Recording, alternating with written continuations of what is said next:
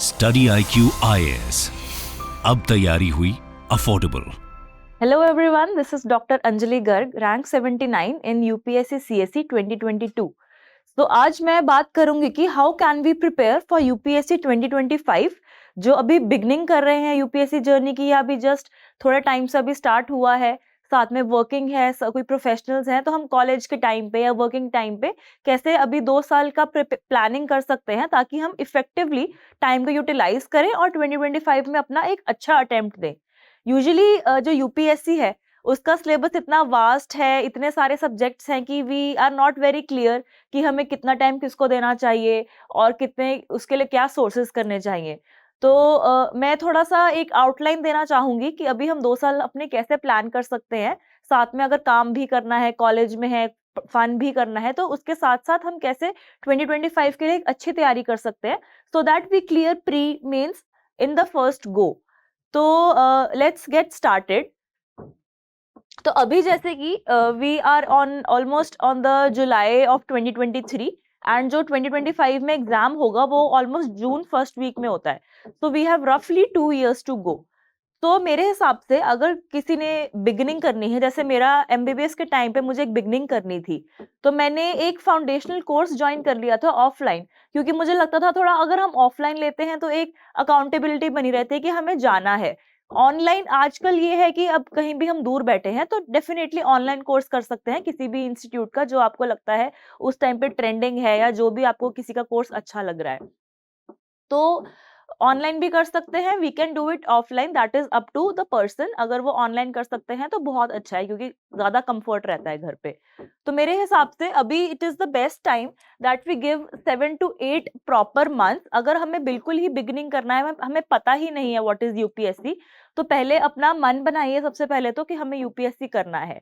थोड़ा सा सर्च करो कि क्या सब्जेक्ट्स होते हैं, क्या वो सब्जेक्ट्स हमें लगता है कि इंटरेस्टिंग है या हमें करना चाहिए। आपकी मोटिवेशन क्या है यूपीएससी के लिए? सबसे पहला तो यूपीएससी को अगर हमें प्रिपेयर करना है तो we need a good motivation. जैसे कि मेरा मोटिवेशन था कि मुझे ग्रास रूट लेवल पे काम करना था। मुझे एमबीबीएस के टाइम पे काफी ज्यादा हार्डशिप्स लगी पेशेंट्स के लिए, जो मुझे लगा कि हेल्थ के साथ साथ I need to focus on their education, on their rights, on their awareness. तो मुझे लगा कि मुझे ग्रास रूट लेवल पे जाना है।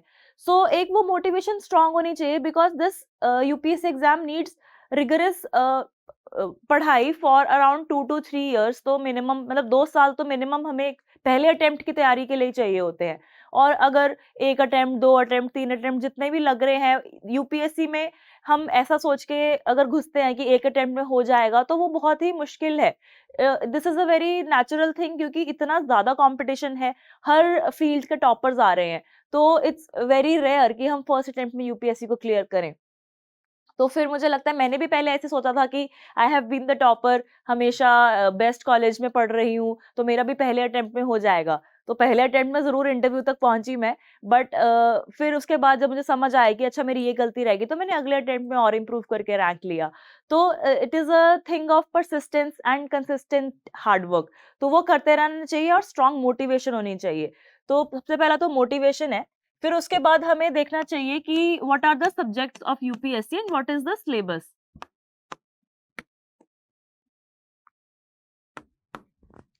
तो सब लोग ऐसे माना जाता है कि यूपीएससी का तो कोई सिलेबस नहीं है। तो मेरे हिसाब से ये एक मिसनॉमर है, क्योंकि एक तो सबसे पहले तो एक पर्टिकुलर सब्जेक्ट है जिसपे हमें डील करना है, लाइक पॉलिटी है, हिस्ट्री, ज्योग्राफी, एनवायरनमेंट, इकोनॉमिक्स है, science and technology, international relations, current affairs. ठीक है, बहुत सारे हैं बट सब्जेक्ट्स हैं, ऐसा नहीं है कि दुनिया का कुछ भी पूछ लेंगे। So then comes the syllabus. अब सिलेबस हमें देखना होता है। अब इसके अंदर ट्रिक है कि हमें सिलेबस देखना है based on the previous year questions. तो थोड़ा सा देखेंगे कि प्रीलिम्स है तो वो किस तरह के प्रीवियस ईयर क्वेश्चंस पूछते हैं। मेंस का तो स्पेसिफिक सिलेबस है, जीएस 1 2 3 4 योर ऑप्शनल, हर एक का एक पर्टिकुलर सिलेबस है।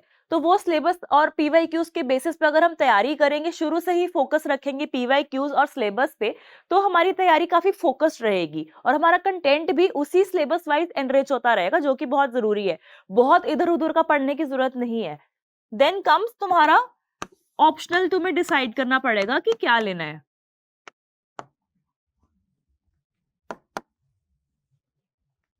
So that depends on your interest. मेरा एमबीबीएस मैंने किया है, मैंने अपने कॉलेज में भी अच्छा करती थी मेडिकल साइंस में, तो मैंने मेडिकल साइंस लिया। बट मेरे बहुत दोस्तों ने एंथ्रोपोलॉजी भी लिया है। तो that is up to your own interest. थोड़ा सा ट्रेंड देख लीजिए। बाकी ट्रेंड का मुझे लगता है कि ऊपर नीचे भी जाता है। अगर 2 साल एंथ्रो को ज्यादा मिल रहा है, जरूरी नहीं है तीसरे साल भी एंथ्रो को ज्यादा मिलेंगे।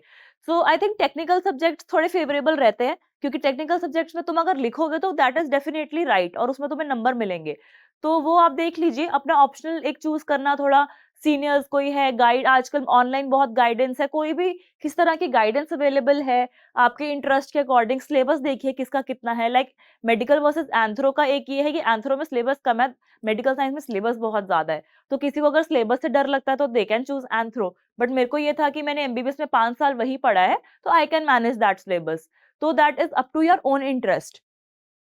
तो ये चीज मेन है कि अगर हमें यूपीएससी की तैयारी करनी है तो मोटिवेशन चाहिए। We need to know the syllabus, we need to know the subjects, and we need to know what optional we are taking, because optional का काफी ज्यादा स्कोप है इन द मेंस, और हमारे मेंस में काफी इंपॉर्टेंस रहेगी ऑप्शनल की। जैसे मेरे भी अगर मेडिकल साइंस में हाईएस्ट रहा है इस बारी, तो that has help me getting into IAS.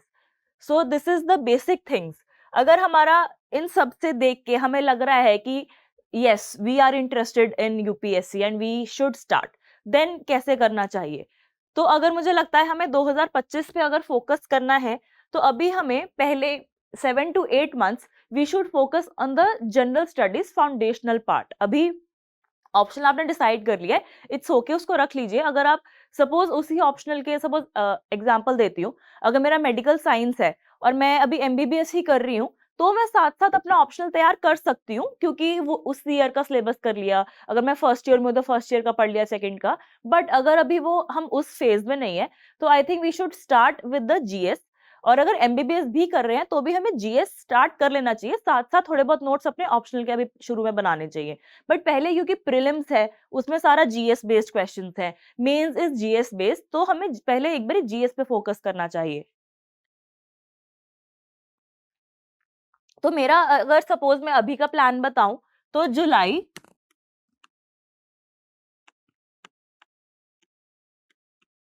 To Feb, these are रफली 8 मंथ।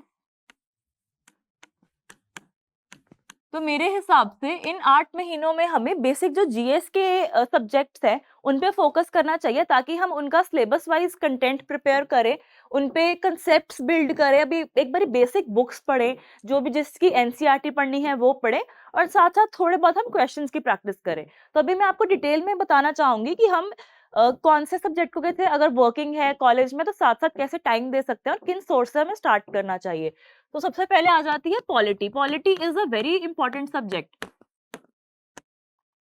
पॉलिटी से सपोज 15 अराउंड 15 क्वेश्चंस जो है वो प्रीलिम्स में आएंगे, और वो स्टैटिक बेस्ड होते हैं।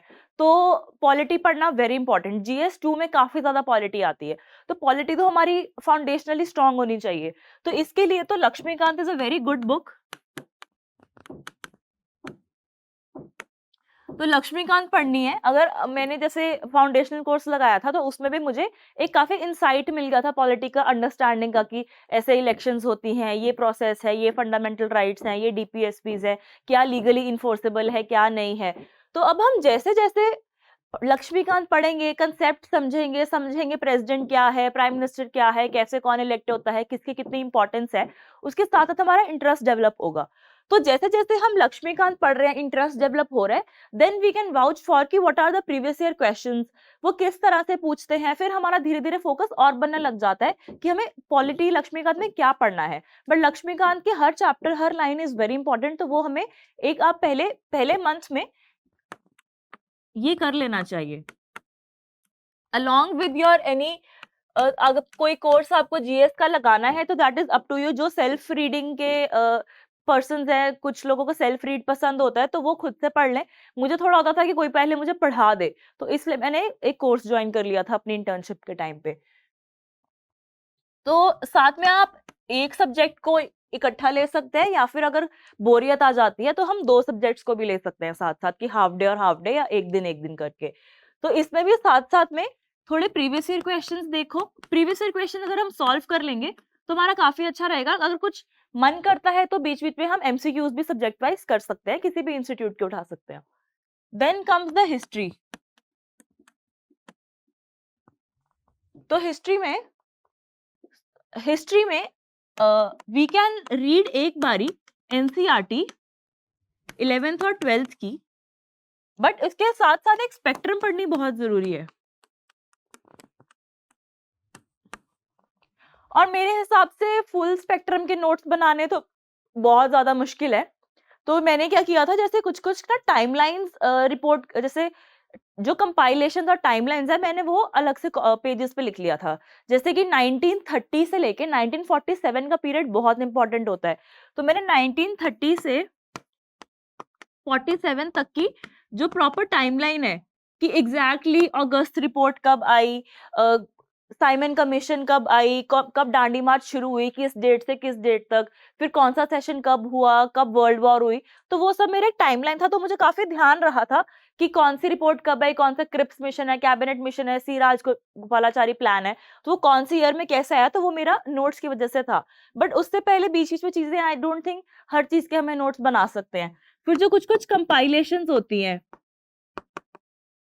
जैसे कि पीजेंट्स की मूवमेंट्स है, कोई ट्राइबल मूवमेंट्स हैं, वर्किंग क्लास मूवमेंट्स है, जो ऐसे ऐसे कंपाइलेशन वाले पेजेस हैं जिनसे काफी पूछते हैं, कि कैपिटलिस्ट मूवमेंट्स हैं, और लास्ट के अपेंडिक्स हैं, तो कोई प्रिंट मीडिया है, तो उन सब के मैंने भी पेजेस पे कुछ कुछ नोट्स बना लिए थे, सो दैट मैं वो कंपाइलेशन फटाफट पढ़ती रहूं।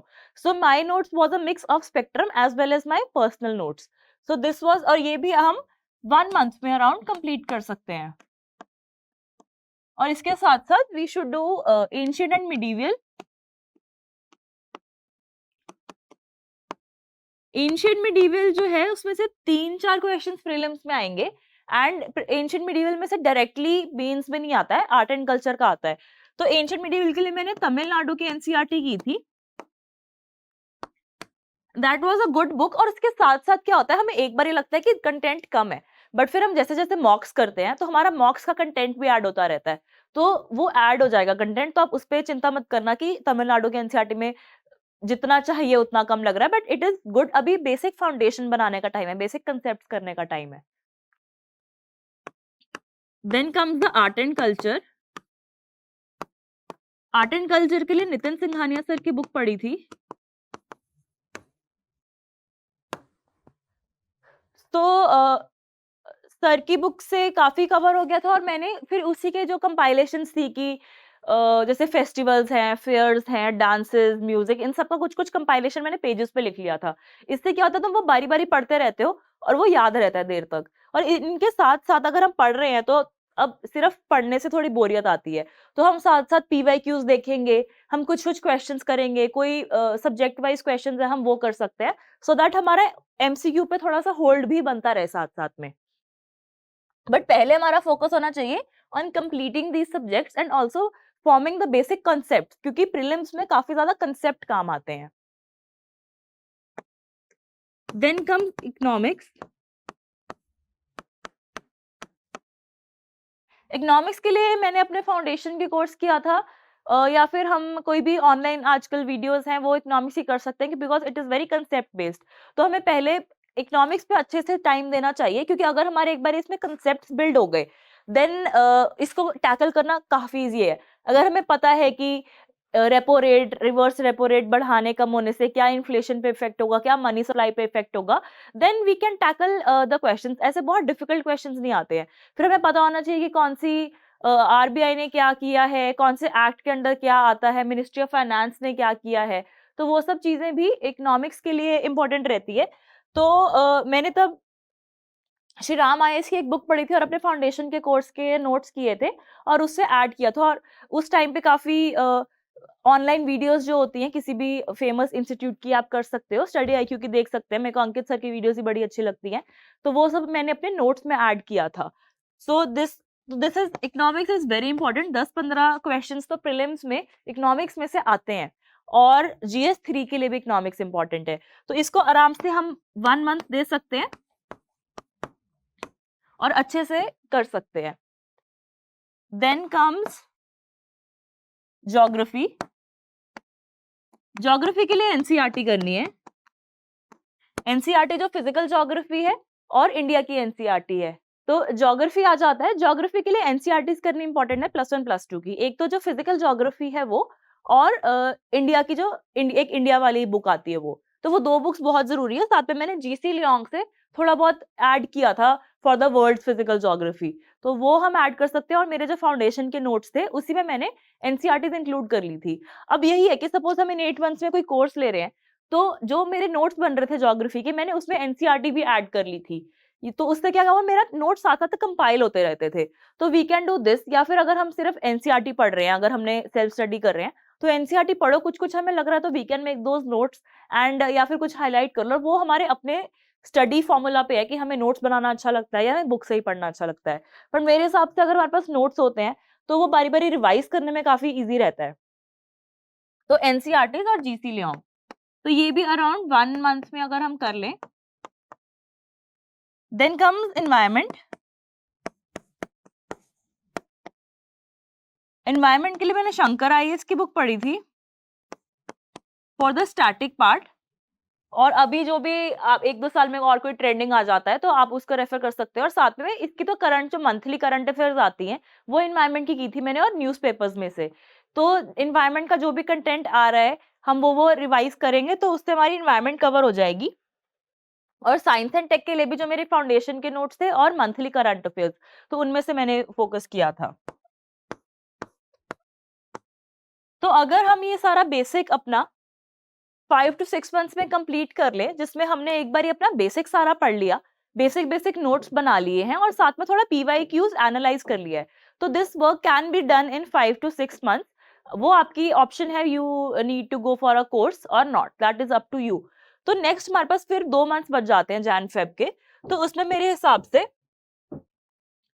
इधर वी कैन डू कि जैसे हमने 2 महीने में 2 या 3 सब्जेक्ट्स कर लिए, तो चौथे महीने में उनको रिवाइज कर लिया, क्योंकि मेमोरी जो है वो और स्ट्रांग होती रहेगी अगर हम उनको अर्ली रिवाइज कर लेंगे। तो इधर वी कैन डू दिस कि 3 मंथ में आधा काम किया, देन 1 मंथ में we revise it, and then 3 में किया और फिर 1 मंथ में हमने उसको रिवाइज किया। और इस रिविजन में वी हैव टू डू एक बार उसकी रिविजन, साथ में थोड़े बहुत पीवाईक्यू एमसीक्यूज करने चाहिए ताकि हमारा एमसीक्यूज का होल्ड बने। ये कोई भी हम सब्जेक्ट वाइज कर सकते हैं, या फिर 6 मंथ्स के बाद 2 मंथ्स की उसको रिवीजन दे दें। तो ये भी मैं एक ओवरऑल आउटलाइन दे रही हूँ, बट कैसे आपको इंक्लूड करना है, क्या टाइम है, दैट डिपेंड्स। तो या फिर 2 महीने फिर हमें अच्छे से एक बार रिवाइज करना चाहिए। मेरे हिसाब से उसी टाइम पे अगर हम एक बार और रिवाइज कर लेंगे तो वो काफी स्ट्रांग हमारे एक मेमोरी में रहेगा। और एमसीक्यूज प्रैक्टिस काफी जरूरी है ताकि हमारा थोड़ा होल्ड बनता रहे for the prelims. So this will be till Feb 2024।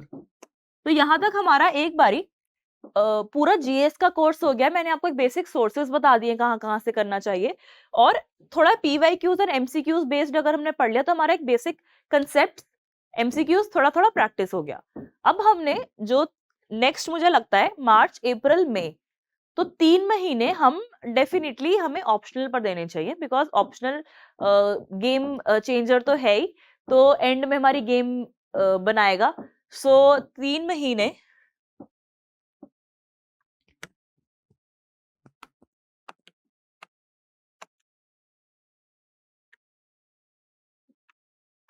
आप ऑप्शनल को दे दीजिए। इसमें अपना पेपर 1, पेपर 2, साथ में what are the PYQs analyse करो, और उस पीवाईक्यूज के बेस पे अपना कंटेंट बिल्ड कीजिए। तो मार्च अप्रैल में ऑप्शनल कंटेंट बिल्ड करो पीवाईक्यूज के बेसिस पे, सिलेबस के बेसिस पे। ऑप्शनल का सिलेबस जो है वो गिवन होता है, पीवाईक्यूज हम पिछले निकाल सकते हैं, तो उस बेसिस पे ऑप्शनल प्रिपेयर करो और मेरे हिसाब से नोट्स प्रिपेयर कर लो ऑप्शनल के। अगर कहीं रेडीमेड नोट्स आजकल टॉपर्स के मिल जाते हैं तो उनमें से कुछ इंक्लूड करना है वो कर लो, वरना अपने जो भी रिमेनिंग टॉपिक्स हैं उनके नोट्स प्रिपेयर कर लो। तुम्हें मेरा एक एम रहता है कि पूरे जो पीवाईक्यूज हैं वो कवर हो जाने चाहिए हमारे क्वेश्चन आंसर्स में, मतलब हमारे कंटेंट में, और सिलेबस के जो सारे कीवर्ड्स हैं, जो भी की टर्म्स हैं, पूरा सिलेबस एक बार कवर हो जाना चाहिए। तो अगर हमारा ऑप्शनल पे ये अच्छा होल्ड बन गया तो हमें अगले साल टेंशन नहीं रहती। अगर सपोज अगले साल हमें प्री लिखना है, मेंस लिखना है, तो हमें बिल्कुल भी टेंशन नहीं रहेगी क्योंकि हमने ऑप्शनल एक बार अच्छे से कर लिया है। और अभी मैं इसको दोबारा रिवाइज करने का भी बताऊंगी, बट एक बारी अच्छे से ऑप्शनल इन 3 महीने में हो जाना चाहिए, so that we again come back to our GS and focus on mains and as well as the prelims. So इसकी डिटेल स्ट्रैटेजी मैंने अपनी मेडिकल साइंस की स्टडी आईक्यू की वीडियो में ही बता दी है। रेस्ट ऑप्शनल्स आपको अपने अपने रिस्पेक्टिव सब्जेक्ट्स के टॉपर्स का देखना पड़ेगा। तो अब एक बारी हमारा जीएस हो गया है और एक बारी हमारा ऑप्शनल हो गया है, तो अब बारी आती है कि हम जीएस को फिर से रिवाइज करें और जीएस के अब थोड़ा मेंस पर फोकस करें। बिल्कुल शुरू में जब हम प्रीलिम्स पढ़ रहे हैं या एक बारी बेसिक फाउंडेशन बना रहे हैं, तब हम बिल्कुल नहीं समझ सकते कि मेंस कैसे लिखना है। ऐसा नहीं है कि हमने थोड़ा सा कंटेंट पढ़ लिया और हम मेंस लिखने लग सकते हैं, दिस इज नॉट पॉसिबल। तो ये मत सोचना कि शुरू से आंसर राइटिंग होनी चाहिए, ऐसा नहीं होता है। और एक चीज मैं साथ में ये भी बोलूंगी कि जैसे हम जीएस जब हमने स्टार्ट किया, जब हमने यहाँ पे जीएस स्टार्ट किया तो साथ साथ न्यूज़पेपर स्टार्ट कर लीजिए। न्यूज़पेपर्स की अंडरस्टैंडिंग ना साथ साथ बनने लग जाएगी। जैसे पॉलिटी पढ़ ली, फिर हमें पॉलिटी की न्यूज़ समझ आने लग जाती है। हमने इकोनॉमिक्स पढ़ ली, हमें इकोनॉमिक्स की न्यूज़ समझ आने लग जाएगी। तो जैसे जैसे हम सब्जेक्ट्स करते रहते हैं, हमारी न्यूज़पेपर की अंडरस्टैंडिंग बढ़ती रहती है। तो अभी उस टाइम पे ये नहीं फोकस करना कि न्यूज़पेपर से क्या पढ़ना है, कैसे पढ़ना है, मेरे को समझ नहीं आ रहा। इट्स ओके, जस्ट न्यूज़पेपर पढ़ना शुरू कर लो ताकि तुम्हारी एक स्टार्ट हो जाए वो बिल्ड करना। और 5-6 महीने बाद फिर हमें थोड़ा स्पेसिफिक की पॉलिटी का, ये प्रेसिडेंट की इलेक्शंस आ रही हैं तो कैसे होती हैं कैसे नहीं, हमें कंसेप्ट पता होने चाहिए। Don't go into politics. कोई इन्वायरमेंट की न्यूज है वो हमने नोट डाउन कर ली, इकोनॉमिक्स का कोई नया आरबीआई ने कोई नया इनिशिएटिव लिया है तो उसके बारे में पढ़ लिया। तो हमें उस तरह से न्यूज़पेपर्स को पढ़ते रहना है कि जो भी हमने पढ़ा है उसके रिलेटेड क्या न्यूज़पेपर में आया है एंड उसके रिलेटेड हम क्या पढ़ सकते हैं। कोई रिपोर्ट निकाली आरबीआई ने तो हम उसके बारे में सर्च करके और पढ़ लेंगे। उस तरह से हमें न्यूज़पेपर्स को डील करना है और धीरे धीरे एडिटोरियल्स पढ़ने शुरू कर देंगे तो उससे हमारा एक माइंड एनालिटिकल थिंकिंग में जाना शुरू होएगा कि अच्छा ये पॉजिटिव हो सकते हैं, ये नेगेटिव हो सकते हैं, किसी ने थोड़ी सी फ्लारी लैंग्वेज में लिखा है वो हमें हल्का सा ऐसे में हेल्प कर देगा। तो ऐसे ऐसे करके हमारा न्यूज़पेपर्स के साथ डील कर सकते हैं। तो अब मार्च अप्रैल मई में हमने ऑप्शनल कर लिया।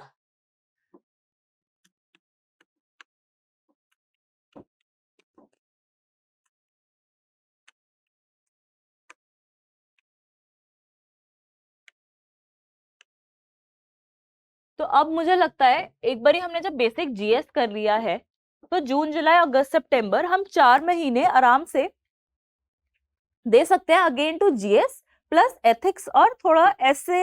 अगर अभी करना तो अभी कर सकते हैं, वरना ऐसे आफ्टर प्री भी कर सकते हैं क्योंकि वो उसी टाइम पे थोड़ा माइंड हमारा बनता है, बट ट्राई जरूर कर सकते हैं।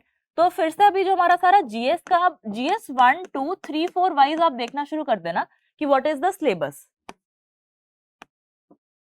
तो जो हमने सारा ज्योग्राफी पढ़ी, पॉलिटी पढ़ी, जो सब भी पढ़ा, अब उसको हम थोड़ा थोड़ा जीएस 1 2 3 4 के बेसिस पे उसको पॉइंट आउट करने लग जाओ कि जीएस 1 में क्या क्या है। तो जीएस 1 में जैसे अगर मेरी सोसाइटी है, ज्योग्राफी है, हिस्ट्री है, तो थोड़ा थोड़ा उसके प्रीवियस ईयर क्वेश्चंस देखेंगे कि जीएस में क्या पूछते हैं। और देन अब यहाँ पे हमें आंसर राइटिंग थोड़ी स्टार्ट कर लेनी चाहिए।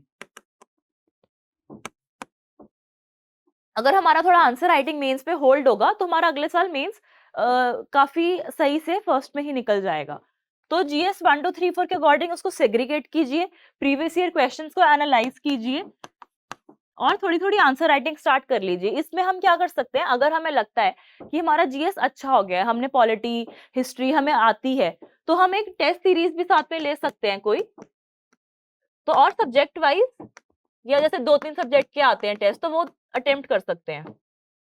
और अगर आपकी लगता है कि आपकी तैयारी ठीक चल रही है तो थोड़ा फुल लेंथ टेस्ट भी कर सकते हैं इस टाइम पे। और इसमें थोड़ा एथिक्स जैसे है तो उन सब्जेक्ट्स को ले लीजिए जो हमने पहले नहीं की। जैसे जीएस 1 में सोसाइटी है GS2 में गवर्नेंस वाला पार्ट है, GS3 में इंटरनल सिक्योरिटी है, एथिक्स का पूरा है। तो हम ये सब भी इस मंथ में ले सकते हैं क्योंकि हमने एक बारी बेसिक जीएस कर लिया है, बेसिक प्रीवियस ईयर क्वेश्चंस और एमसीक्यूज कर लिए हैं प्रीलिम्स वाले, तो अब हम इस पे आ सकते हैं। तो थोड़ा सा ये मेरा फोकस है 2024 में कि थोड़ी मेंस की प्रैक्टिस हो जाए। तो सोसाइटी के जैसे मैंने फाउंडेशनल जो मेरे थे उसमें से किया था, और जो फिर मॉड्यूल्स आते रहते हैं सोसाइटी के उनमें से मैंने अपना मैटर निकाला था बेस्ड ऑन पीवाईक्यूज। और मेरी डिटेल्ड स्ट्रैटेजी फॉर जीएस 1 2 3 4 भी स्टडी आईक्यू के सेशंस में है, तो आप उसमें मेरी डिटेल्ड स्ट्रैटेजी देख सकते हैं। तो मैं अभी बारी बारी उसको रिपीट नहीं करूंगी। सो जीएस 1 में डिटेल्ड मैंने क्या किया, यू कैन सी दैट 2 में 3 में 4 में। तो उसके अकॉर्डिंग हम पीवाईक्यूज और ये अटेम्प्ट कर सकते हैं टेस्ट सीरीज। और साथ में अब हमें, अगर हम रिवाइज कर रहे हैं तो थोड़े थोड़े, अगर मन करता है हम सब्जेक्टिव से बोर हो गए तो थोड़े ऑब्जेक्टिव एमसीक्यूज भी कर लेने चाहिए। तो इससे हमारा एक मेंस पर होल्ड हो जाएगा। एंड देन अगेन अक्टूबर नवंबर, और अगर दिसंबर आपको देना है, दिस कैन बी ऑप्शनल कि तुम्हें प्रीलिम्स पर देना है या ऑप्शनल पे देना है। अगर हमें लगता है कि अभी मैं मेंस और ऑप्शनल पे, ये आपकी ऑप्शनल की रिवीजन हो जाएगी। जैसे उस टाइम पे हमने क्या किया था कि सिर्फ एक बार ऑप्शनल प्रिपेयर किया है, अपना पीवाईक्यू उसके बेस पे कंटेंट बिल्ड किया है। बट अभी जो मैं आपको बोल रही हूँ अक्टूबर नवंबर में, इनमें हमें टेस्ट सीरीज लगानी है एक अपने पेपर 1 पेपर 2 के बेसिस पे। जो भी सेक्शनल टेस्ट है, I think you should complete sectional test in these months. इससे क्या होगा, हमारा बहुत अच्छा होल्ड हमारी आंसर राइटिंग पे, हमारे क्वेश्चंस पे बहुत अच्छा होल्ड हो जाएगा even before the prelims and mains, and that will benefit you a lot in your first attempt. क्योंकि मेरा फर्स्ट अटेम्प्ट में यही हुआ था कि मेरी ऑप्शनल की इतनी ज्यादा कंटेंट बिल्डिंग नहीं हुई थी, because I gave the attempt just after my internship and I started preparing in during that only. तो मेरा इतना, मैंने टेस्ट सीरीज कंटेंट बिल्ड इतना नहीं किया था अपने ऑप्शनल का। बट अगर हमने अच्छे से 3 महीने पहले लगाए हैं, फिर मैंने 2 महीने टेस्ट सीरीज पे लगा दिए, सेक्शनल टेस्ट कर लिया और एक एक फुल लेंथ भी कर लिया है, या 1 या 2 ईच फुल लेंथ ईच कर लिया पेपर 1 2 का। तो हमारा बहुत अच्छा कंटेंट, हमारा बहुत अच्छा आंसर राइटिंग पहले ही डेवलप हो जाएगा। सो ऑप्शनल में कोई स्पेशल आंसर राइटिंग नहीं चाहिए होती, जैसा हम लिखते हैं उसी में ऑन हमें कंटेंट एनरिच करना है, और ज्यादा से मेडिकल साइंस है तो और डायग्राम्स और अच्छे से प्रेजेंटेशन फ्लो चार्ट्स वो सब करना है। So answer writing is not difficult, but how to do it, that is the question. तो वही ऑप्शनल में यही होता है, जो अपना अपना तुम्हारा डायग्राम्स वगैरह वो ज्यादा बनाओ। जीएस 1 2 3 4 में जैसे हम टॉपर कॉपीज एनालाइज करेंगे तो हमें समझ आता है कि इंट्रो लिखनी है, ऐसे बॉडी लिखना है, कंक्लूजन लिखना है, हर सब पार्ट को एड्रेस करना है। That I have dealt with in detail with in GS 1 2 3 4, जो मैंने अलग से सेशंस लिए हैं। तो इसमें हमारा अगर ऑप्शनल अच्छे से हो गया तो हमारा बहुत अच्छा होल्ड हो जाएगा। यहाँ पे हमने एक बेसिक मेंस की तैयारी कर ली, और फिर से अपना सारा polity, history, art and culture, ancient medieval, geography, economics, science and tech, environment सब हमें रिवाइज करना है। तो पहले में हमने ज्यादा टाइम इसलिए दिया ताकि हम कंटेंट बिल्ड कर पाए, थोड़ी कंपाइलेशंस बना पाए, so that we can revise it faster. तो अब आ जाता है जैसे कि अगर अपना पहला अटेम्प्ट है तो प्रीलिम्स जो है वो काफी ज्यादा अनप्रिडिक्टेबल है। तो मेरे हिसाब से अगर अभी तक हमने मेंस की एक बारी तैयारी कर ली, सेक्शनल टेस्ट लिख लिए हैं, आंसर राइटिंग हमारी प्रैक्टिस चल रही है, हमने ऑप्शनल प्रिपेयर कर लिया है, now we are ready that we start giving our full time for prelims. इसमें अगर हमें लगता है कि हमारा प्रीलिम स्ट्रांग है तो हम थोड़ा बहुत और आंसर राइटिंग कर सकते हैं, बट मुझे लगता है कि फर्स्ट अटेम्प्ट में हमें प्रीलिम्स को भी डेडिकेटेड टाइम देना चाहिए, क्योंकि अगर प्रीलिम्स नहीं हुआ तो हमारा फिर से 1 साल हो जाएगा, और हमने अभी तक अच्छे से एक बार मेंस प्रिपेयर कर लिया है। तो जनवरी टू मई, that is 5 months of 2025, I think हमें प्रीलिम्स फोकस करके करना चाहिए, because prelims is also very demanding. तो हमें इसकी अच्छी प्रैक्टिस होगी। तो जैसे मैंने इस बारी अपने सेकेंड अटेम्प्ट में 3 महीने दिए थे प्रॉपर, तो मेरे I could score above 130। But अगर फर्स्ट अटेम्प्ट में मेरा सिर्फ कट ऑफ से 3-4 नंबर ही ऊपर था, तो अगर हम 5 महीने थोड़ी स्ट्रैटेजिकली पढ़ाई कर लेंगे, तब मेरी स्ट्रैटेजिक पढ़ाई नहीं हुई थी पहले अटेम्प्ट में, तो अगर हम स्ट्रैटेजिक पढ़ाई करेंगे तो प्रीलिम्स हमारा आराम से निकल सकता है। सो आई विल से कि जनवरी एंड February अगर हम फिर सारा जो है अपना, अब इसके अंदर अब हमें डिटेल ऐसे नहीं कि पॉलिटी जैसे 1 वीक में कर ली, 7 डेज पॉलिटी कर ली, then we attempt the subject wise test. तो इसमें सब्जेक्ट क्लिक करिए 4 to 6 डेज ईच, प्लस फिर 2 डेज दे दीजिए उसके सब्जेक्ट मॉक टेस्ट को।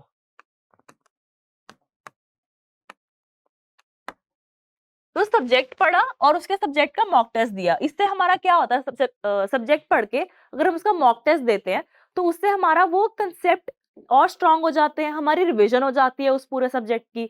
Then we get to know कि हमने ये अभी तो हमने ये रिवाइज किया था और मैं फिर भूल गई, तो हमें समझ आ जाएगा कि यार मैं ये अच्छे से नहीं पढ़ रही थी, तो हम और अच्छे से भी पढ़ते हैं उसको। तो ऐसे ऐसे सब्जेक्ट मॉक टेस्ट करके और उन मॉक टेस्ट में जो भी हमारी मिस्टेक्स हो रही हैं उसको भी या तो आप उसी कंटेंट में ऐड करते रहिए या फिर एक अलग से कॉपी बना लो कि ये मेरी मिस्टेक्स हो रही हैं। तो वो मिस्टेक्स भी हमें बारी-बारी देखनी है कि हम कैसे गलती कर रहे हैं, क्या गलती कर रहे हैं, हमें स्टेटमेंट का मतलब समझना है, कई बारी नॉट करेक्ट करेक्ट कर देते हैं या क्वेश्चन की इंटरप्रिटेशन गलत कर देते हैं। तो हमें वो सब हमें समझ आ जाता है धीरे-धीरे। तो अगर हम इनमें प्रॉपर जो है अपने subjects polity, history, ancient medieval and art and culture, environment, science and tech, economics, IR plus current affairs.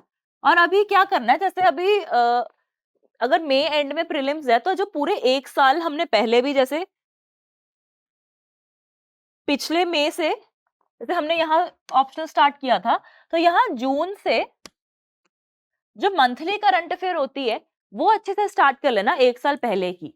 तो सब जैसे कि अगर मई 2025 या जून 2025 में हमें पेपर देना है तो 2024 जून से या मई से जो मंथली करंट अफेयर है किसी भी एक इंस्टीट्यूट की अच्छे से पढ़ना शुरू कर देना, ताकि हमारी वो मंथली करंट अफेयर्स की नॉलेज हमारी साथ साथ विद न्यूज़पेपर्स बढ़ती रहे। तो उससे जब हम यहाँ पे करंट अफेयर्स कर रहे हैं तो हमें इतना बर्डन नहीं लगेगा इन 2 महीने में कि हमें पिछले महीनों की भी इकट्ठी करनी है। हमारी वो जून से ही हो रही है अच्छे से करंट अफेयर्स। उन करंट अफेयर्स के तुम जो मंथली आती है वो तो ऑफलाइन ही ले लो, तो उसको साथ साथ पढ़ लिया हार्ड कॉपी में या फिर कुछ कुछ नोट्स बना ले, that is up to you. तो ये हमारा हो गया। तो फिर मार्च से क्या होता है, वो पीटीज आने लग जाती है जो कंपाइलेशन सी होती है। तो मार्च में अब हमने सेकेंड रिविजन देनी है। एक तो स्टैटिक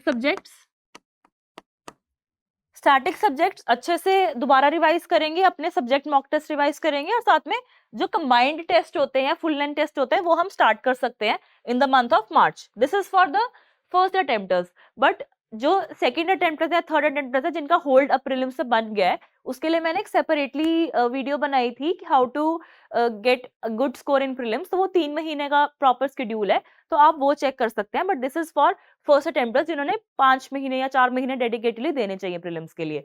तो जो वो वाली वीडियो थी उसमें मैंने 3 महीने का बताया था कि मार्च अप्रैल मई में कैसे करना चाहिए, 3 रिविजन कैसे देनी चाहिए, divided into 40 days, 30 days and 20 days. You can check that video on study IQ itself. But ये वाले 5 मंथ्स में क्या है, हमारी सेकंड रिविजन मार्च में चलेगी, जिसमें हमने स्टैटिक सब्जेक्ट्स किए, साथ साथ में एक कंबाइंड सेक्शनल टेस्ट दे दिए या फुल लेंथ टेस्ट दे दिए। और करंट अफेयर्स अब यहाँ पे क्या है, जो पीटीज आती हैं दैट कुड बी किसी भी इंस्टीट्यूट की जिसका भी आपको पसंद हो, तो वो साथ में कर लो, ताकि कोई अगर पीटी प्रीलिम्स वाइज कोई हमारी न्यूज मिसिंग है तो वो हो जाए। अब इसको करना कैसे है, थोड़ा थोड़ा यहाँ पे जब हम दोबारा प्रीलिम्स के लिए पढ़ेंगे स्टैटिक सब्जेक्ट्स, तो जैसे कि हिस्ट्री है, अब हमने पीवाईक्यूज देखे कि वो कमिटीज पूछते हैं या वो टाइमलाइन पूछते हैं, तो मैंने उसी में थोड़ा और डिटेल पढ़ लिया, कुछ गूगल पे सर्च कर लिया कि ये कमेटी न्यूज में आई है या ये कमेटी मैंने स्पेक्टर में पढ़ी, तो इसका प्रेसिडेंट कौन है, इसका सेक्रेटरी कौन है। तो जैसे वो अपनी इंडियन लिबरेशन फाउंडेशन है तो उसका कौन था, या इंडिपेंडेंस फॉर इंडिया लीग है तो उसके प्रेसिडेंट ही हैं बट सेक्रेटरी अयंगर सर हैं। तो हम ऐसे ऐसे कुछ कुछ सर्च कर सकते हैं बेस्ड ऑन द पीवाईक्यूज। और जो हम यहाँ पे सेक्शनल टेस्ट कर रहे हैं उससे हमारा कंटेंट भी ऐड होता रहेगा, जैसे कि एंशिएंट मिडीवल है तो उसमें हमारा सब्जेक्ट वाले मॉक से काफी कंटेंट बिल्ड हो जाएगा। उस टाइम पे टेंशन मत लेना कि मुझे क्वेश्चंस नहीं आते, वो हमारा फोकस ये इनका यही है कि एक तो हमारे कंसेप्ट बिल्ड हो जाए, हमारा कंटेंट ऐड हो जाए और हमें समझ आने लग जाए कि हम क्या मिस्टेक्स कर रहे हैं एमसीक्यूज करते करते। And please start attempting on the OMR sheets, so that हमें पता चले हम गोले तो नहीं गलत भर रहे हैं या जैसे भी। तो देन मार्च में हमारी जो ये सेकेंड रिविजन है, स्टैटिक करंट अफेयर्स की पीटी, और इसको भी थोड़ा एक्सप्लोर करके, जैसे कि मुझे environment science and tech is very important PT, क्योंकि वो काफी करंट अफेयर्स बेस्ड है, करंट अफेयर, आईआर, इकोनॉमिक्स, ये इसकी पीटीज बहुत इंपॉर्टेंट है because these are all current based subjects. So मैं इनकी पीटीज काफी एक्सप्लोर करती थी। सपोज एनवायरनमेंट में आईपीसीसी की रिपोर्ट आई है, तो ये नहीं कि मैं बस वो पेज पे छोड़ दूंगी, मैं खुद से भी सर्च करती थी गूगल पे कि रिपोर्ट ने क्या बोला है, किस एरियाज में क्या बोला है, कितना टेम्परेचर ऊपर नीचे बोला है, तो वो हमारा मेंस में भी डेटा फैक्ट सब्सटेंशिएशन में काम आता है। तो आप ये मत सोचना कि it is a time waste. ये सारी प्रीलिम्स की जो प्रिपरेशन है that will help you in mains. जो तुम्हारे वहां पे सॉल्ट है मेंस में, हमारा वैल्यू एडिशन है, इंट्रो है, कंक्लूजन, हमें क्या फैक्ट एग्जांपल्स डालने, वो सारा इस प्रीलिम्स के मटेरियल से ही आता है। So please don't worry about that. तो ये अच्छे से पीटी एक्सप्लोर कीजिए, अच्छे से उसके मॉक्स करिए, और full length test we can start. Then April में फिर से अब हमें थर्ड रिविजन देनी है, और सेकेंड ऑफ करंट अफेयर्स, और साथ में अच्छे से we have to attempt the full length test. और मई में हमारी फाइनल एक फोर्थ रिवीजन आएगी विद फुल लेंथ टेस्ट। तो इसमें जो सेकंड थर्ड अटेम्प्ट है उसके लिए मैंने 3 रिविजन्स का प्लान बताया था, बट आई थिंक फर्स्ट के लिए हमें एटलीस्ट 4 रिविजन्स चाहिए। 4 रिविजन्स में हमें धीरे धीरे, अभी तो शुरू में तो बिल्कुल ही मार्क्स नहीं आते हैं, तो धीरे धीरे हमारे मार्क्स इंप्रूव होंगे। फिर हम फुल लेंथ टेस्ट स्टार्ट कर रहे हैं मार्च में, अप्रैल में, तो हमारे फुल लेंथ टेस्ट में धीरे धीरे मार्क्स इंप्रूव होना स्टार्ट होगा। अगर हम इसको इतना टाइम नहीं देंगे तो हमें बहुत टेंशन बिल्ड हो जाती है कि हमने तो मार्क्स नहीं लिखे, मेरे पास तो टाइम ही नहीं था, मेरे तो भी 60 नंबर आ रहे हैं, 70 नंबर आ रहे हैं, तो वो मुझे बहुत कॉल्स आती है मुझे। तो आप ये मत कीजिए, पहले से ही स्टार्ट करो, और फोकस रखना है अटेम्प्टिंग मॉक्स। मतलब तुम पढ़ो ही इसलिए कि मुझे दूसरे दिन मॉक देना है, या मुझे हर 4th डे मॉक देना है, ताकि हम ये ना करते हैं कि बस हफ्ता पढ़ लिया, एक मॉक दे दिया। That will be a very wrong strategy. At least first attempt में 50 to 60 mocks are necessary. At least I will say 60 मॉक्स करने चाहिए, जिसमें से हमारे 20 से 25 सब्जेक्ट वाले आएंगे, और at least 30 mock test, full length test करने चाहिए। उसी से हमारा और प्रैक्टिस, और आजकल तो वैसे एलिमिनेशन इन्होंने खत्म कर दी है, तो जितनी हम प्रैक्टिस करेंगे मॉक्स की, जितनी हम अपनी गलतियां समझ आएंगी, जितनी हमें अपनी टाइम मैनेजमेंट समझ आएगी, उतना हमारे लिए फायदा होगा। तो एक मैं ये बताती हूँ कि मॉक्स कैसे अटेम्प्ट करने चाहिए। एक तो do on OMR sheet. Number 2, time 2 hours. Try कीजिए कि 1 आवर 45-50 टाइप्स में खत्म करो, क्योंकि वहां थोड़ा सा you get a little panicky. तो अगर हम 10 मिनट का मार्जिन लेके अपनी तैयारी कर रहे हैं तो वहां में प्रॉब्लम नहीं आएगी। And then do with the black pen, क्योंकि वो ब्लैक बॉल पेन ही चाहिए होता है। And then attempt and then analyse. एक अपना मैंने पेज बना लिया था पूरा कि मैंने ये टेस्ट किया, मेरे में इस सब्जेक्ट में मेरे इतने मार्क्स है, इस सब्जेक्ट में इतने मार्क्स है, ये फुल लेंथ टेस्ट में इतने मार्क्स है। तो आई एक्चुअली सॉ कि धीरे धीरे मेरे कैसे मार्क्स में इंप्रूवमेंट हो रही है। तो आप वो चीज कीजिए, तो इस चीज से हमारा डेफिनेटली प्रीलिम्स जो है वो क्लियर होगा। कोई हम इसमें गैप नहीं छोड़ रहे हैं कि भाई हमारा प्रीलिम्स ना क्लियर हो। हम स्टैटिक पढ़ रहे हैं, हम उसकी PYQs पे प्रैक्टिस कर रहे हैं, हम करंट अफेयर्स कर रहे हैं, हम मॉक्स कर रहे हैं। तो अपने आप पे भरोसा रखना है हमेशा कि we are doing everything we can. Prelims एक ऐसा एग्जाम है कि एंड में वो कुछ भी पूछते हैं, बट हमें ये भरोसा होना चाहिए कि मैंने स्टैटिक 4 बारी पढ़ लिया, मैंने करंट अफेयर 3-4 बारी पढ़ ली, मैंने 60 मॉक्स दे दिए, so who can stop me for from clearing. So वो एक ट्रस्ट, वो एक सेल्फ बिलीफ हमेशा रखना चाहिए। सेल्फ डाउट्स आते रहते हैं मॉक्स में, कभी कम आ गए, ज्यादा आ गए, सेल्फ डाउट रहेंगे, बट ज्यादा उन मार्क्स पे फोकस नहीं करना, बट फोकस करना है हाउ टू इम्प्रूव, मेरी क्या गलती हो रही है, मुझे क्या डाउट्स आ रहे हैं, तो उन सब चीजों पे फोकस करना है। तो आई थिंक इतना डिटेल्ड प्लान से हमारा एक बार प्रीलिम्स जो है वो एश्योर हो जाएगा। तो अगर हमारा प्रीलिम्स अब एश्योर हो जाता है, so now we get 3 months of mains preparation.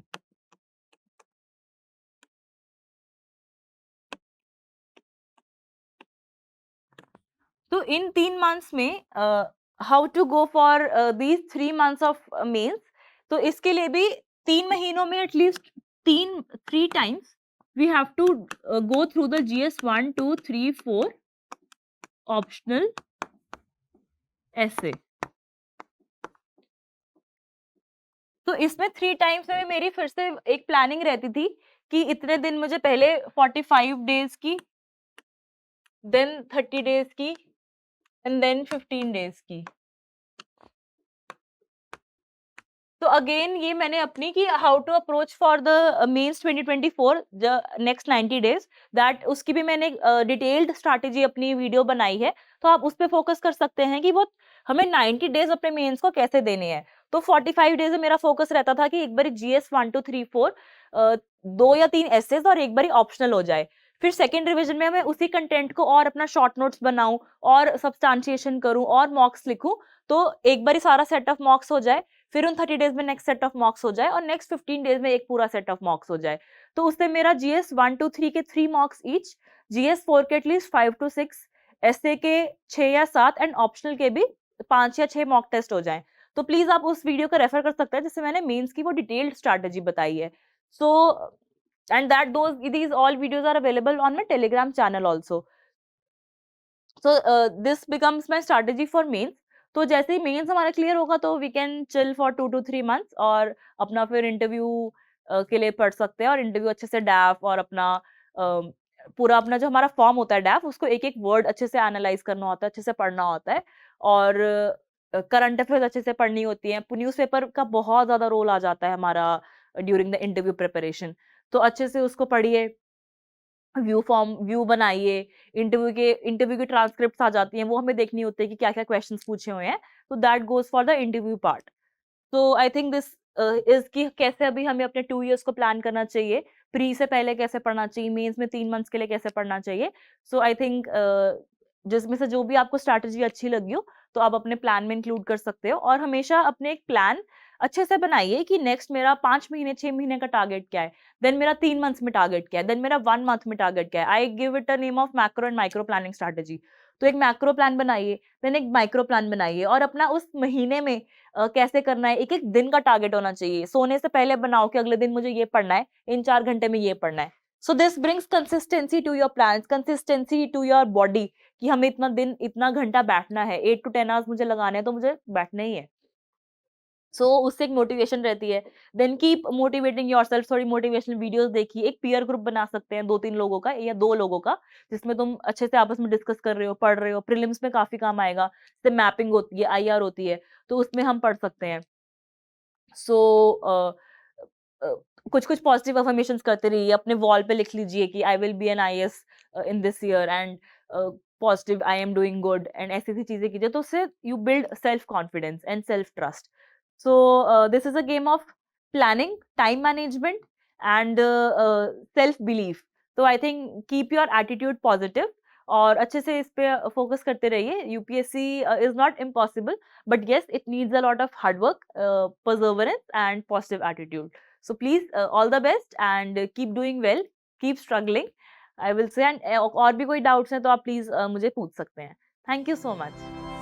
Study IQ IAS, अब तैयारी हुई अफोर्डेबल।